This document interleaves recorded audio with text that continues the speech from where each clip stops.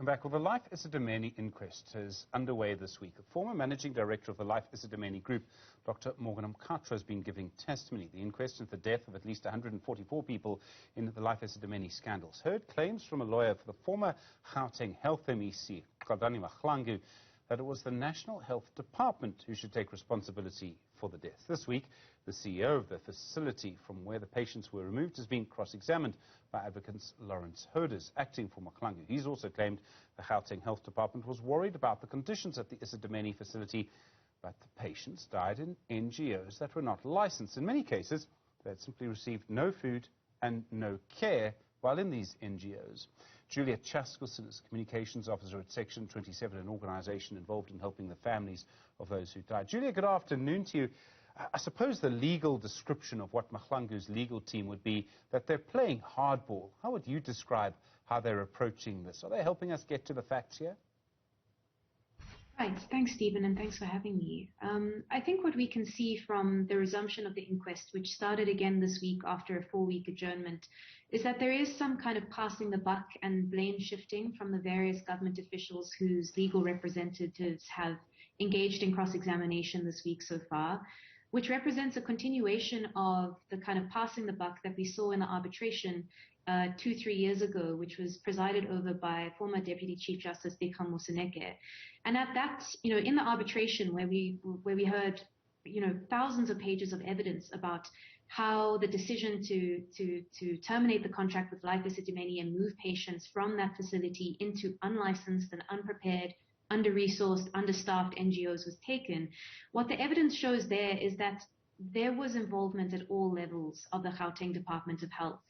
So what we're hoping for as Section 27 in representing the bereaved families in this process is that we actually get to the bottom of the matter and figure out kind of who was involved in what capacity, and in what way can that involvement be linked to criminal charges that the National Prosecuting Authority could then take forward.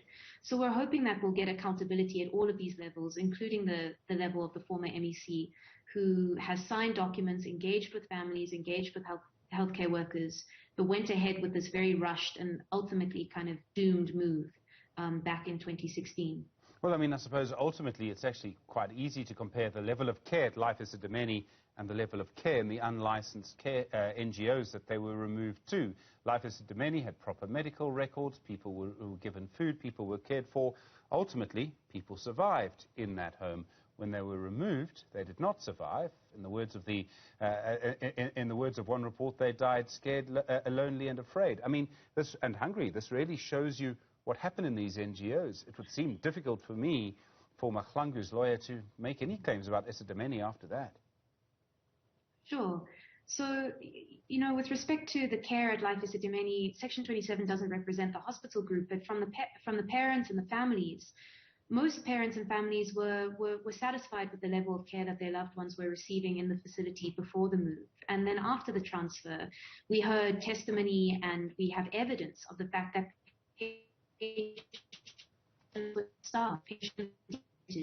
patients didn't have access to medicines, healthcare. Patients died from preventable causes in NGOs that didn't have licenses, NGOs that didn't have proper healthcare workers overseeing them. Now, the former MEC might say that it wasn't her fault that it happened this way, but ultimately the decision to make the move was up to her, and also the decision to implement this policy, which was the National Mental Health Care Policy Framework. That was meant to be done over a period of 5-6 years, but it ended up happening in a very rushed and uncoordinated and confusing manner, which led to some patients losing, their documents going missing in the process, patients' personal belongings and medication going missing in the process. So, there were loads of stakeholders involved with the process, and we're hoping that justice is kind of brought in this inquest, because there was involvement at all levels. You hope that justice will happen. I think everybody does. Lawyers are involved now. This is the second process. For people to actually be held accountable, that will come after the inquest. If criminal charges were laid, it must be very tempting to just give up hope. So the families that Section 27 is working with and for have expressed some frustration at the slow process of the inquest. We've already had kind of 2 or 3 adjournments to the process because Government officials and potentially implicated people didn't have legal representation, and they needed time to get up to speed. So there have been some delays, and I think there has been some frustration about that. But ultimately, the families are an incredibly resilient group of people and are optimistic that charges will be brought against the people who are responsible for this tragedy, and also that there'll be systemic change to how mental health care is done in South Africa and in Gauteng. The families are working really hard to make sure that something like Life Esidimeni never happens again. They want a memorial. They've been petitioning the Gauteng government. And I think that type of systemic change is urgently needed so that vulnerable people, like the patients who tragically died in the Life Esidimeni transfer, are never subjected to the same violations of their human rights ever again. So, you know, there is hope that these changes will happen. It's just that the process is slow. Julia Chaskalson, thank you very much indeed. Really do appreciate the time on this. Well, let's